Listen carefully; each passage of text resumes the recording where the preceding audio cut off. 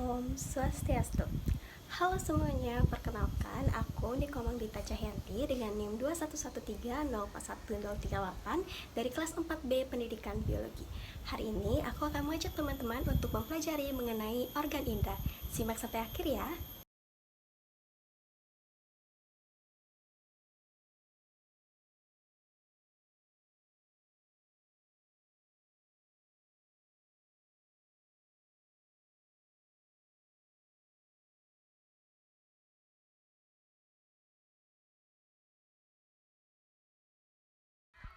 Mata praktikan ditutup agar praktikan tidak mengetahui larutan apa yang dipergunakan.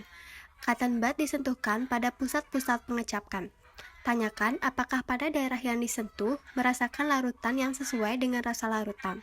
Bila jawaban praktikan sesuai dengan larutan yang dicoba, maka pada gambar lidah diberi tanda plus dan bila tidak diberi tanda min.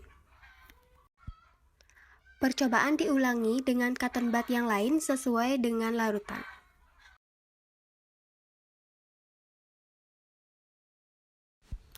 Berikut merupakan hasil pengamatan yang telah dilakukan. Tanda plus 1 berarti merasakan, tanda plus 2 berarti sangat terasa, dan tanda min berarti tidak terasa.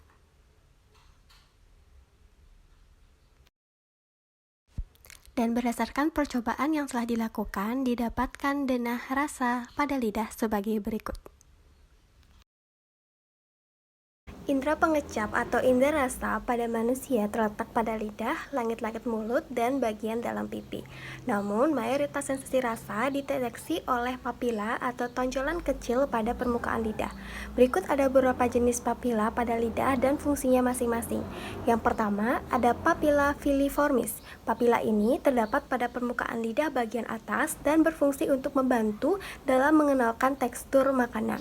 Yang kedua adalah papila fungiformis.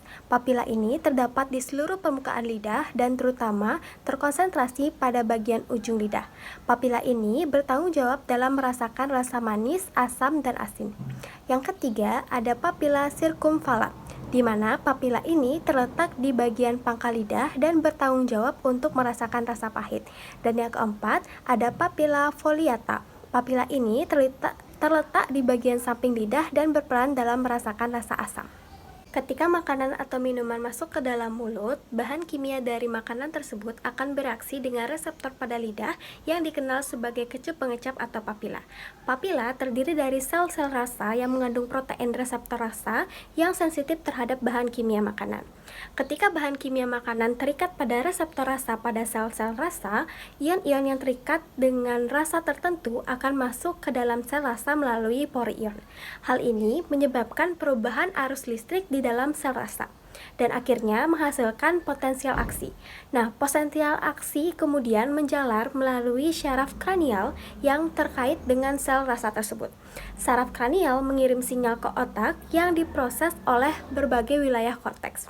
Wilayah korteks yang berbeda bertanggung jawab untuk merespon rasa yang berbeda, seperti manis, asam, asin, dan pahit. Akhirnya, informasi yang diproses oleh korteks tersebut akan memicu respon rasa yang dirasakan oleh individu. Misalnya, rasa manis akan memicu rasa puas atau keinginan untuk makan lebih banyak makanan yang manis, sedangkan rasa pahit dapat memicu rasa tidak enak atau keinginan untuk menghindari makanan yang pahit. Proses ini terjadi sangat cepat, hanya membutuhkan beberapa milidetik dari saat makanan masuk ke dalam mulut hingga sinyal yang dikirim oleh saraf kranial sampai ke otak memicu respon rasa. Ketika kita makan makanan yang terlalu panas, lidah akan merasa sensasi terbakar atau terluka. Ini disebabkan oleh reseptor rasa pada lidah yang sensitif terhadap suhu, terutama reseptor rasa yang terikat dengan rasa panas atau pedas. Ketika makanan atau minuman yang masuk ke dalam mulut, panasnya akan merangsang reseptor rasa pada lidah dan menyebabkan impuls saraf yang mengirim sinyal ke otak. Otak kemudian akan memproses informasi ini dan memicu respon refleks yang memicu kita untuk mengeluarkan makanan yang terlalu panas dari mulut atau mengambil minuman yang dingin untuk meredakan sensasi terbakar pada lidah. Selain itu, makanan yang terlalu panas juga dapat menyebabkan kerusakan pada sel-sel lidah dan mulut karena panasnya dan dapat menyebabkan luka bakar atau iritasi pada jaringan di sekitar mulut. Oleh karena itu, sangat disarankan untuk menunggu sebentar hingga makanan atau minuman yang terlalu panas panas, sedikit dingin sebelum kita makan atau minum. Ada beberapa faktor yang dapat mempengaruhi kerja indera pengecap atau lidah, antara lain, yang pertama usia. Seiring bertambahnya usia, jumlah kecup pengecap pada lidah bisa berkurang, sehingga mengurangi kemampuan lidah dalam merasakan rasa.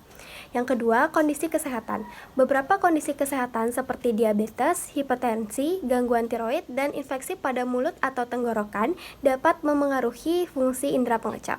Yang ketiga, konsumsi alkohol dan merokok. Kebiasaan merokok dan minum alkohol secara berlebihan dapat merusak kesehatan mulut dan lidah sehingga mengurangi kemampuan indera pengecap dalam merasakan rasa. Yang keempat, penggunaan obat-obatan. Beberapa jenis obat-obatan seperti obat kemoterapi, antibiotik, dan antihistamin dapat mempengaruhi fungsi indera pengecap. Yang kelima, faktor genetik. Faktor genetik juga dapat mempengaruhi kemampuan seseorang dalam merasakan rasa tertentu. Yang keenam, kondisi lingkungan. Suhu, kelembapan, dan tekanan atmosferik dapat mempengaruhi kerja indera pengecap. Misalnya, lidah mungkin merasa kurang sensitif pada suhu yang sangat dingin atau sangat panas. Dan yang ketujuh, konsumsi makanan dan minuman. Beberapa jenis makanan dan minuman seperti makanan yang banyak mengandung garam atau makanan yang sangat manis dapat mengurangi sensitivitas indera pengecap terhadap rasa tertentu. Sedangkan makanan yang asam atau pahit bisa memperkuat respon indera pengecap.